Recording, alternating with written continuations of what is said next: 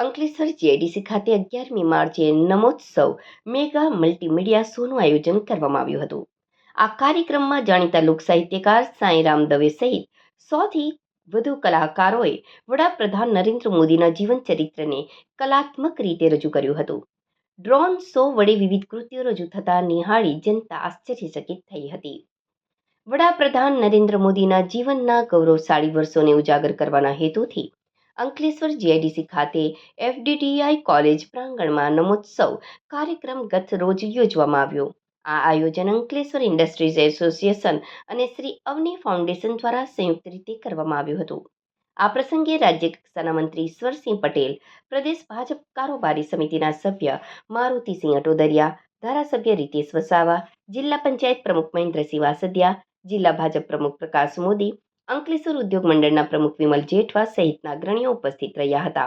આ વિશેષ કાર્યક્રમમાં વડાપ્રધાનના જીવન કવન અને દેશ સેવાની સફળને ગીત, સંગીત, સાહિત્ય અને નૃત્યના માધ્યમથી રજૂ કરવામાં આવી હતી।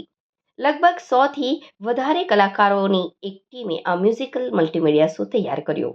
પ્રખ્યાત લોક સાહિત્યકાર અને હાસ્ય કલાકાર સાંઈરામ દવેએ સમગ્ર કાર્યક્રમનું સંચાલન કર્યું હતું।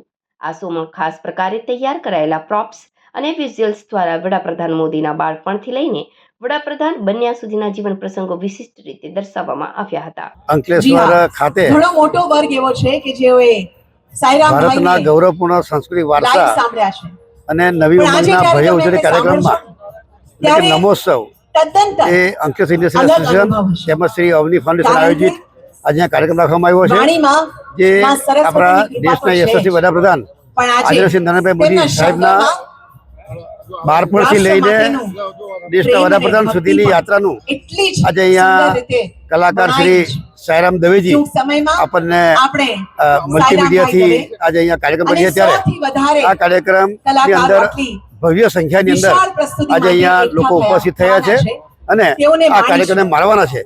ત્યારે હું ફરીથી શ્રી સાંઈરામ દવેજીને અને એમની ટીમને હું ખૂબ અભિનંદન પાઠવું છું કે અમારા અંકલેશ્વરની જનતાને આ નમોત્સવ કાર્યક્રમ એમના થકી નિહાળવા મળ્યો।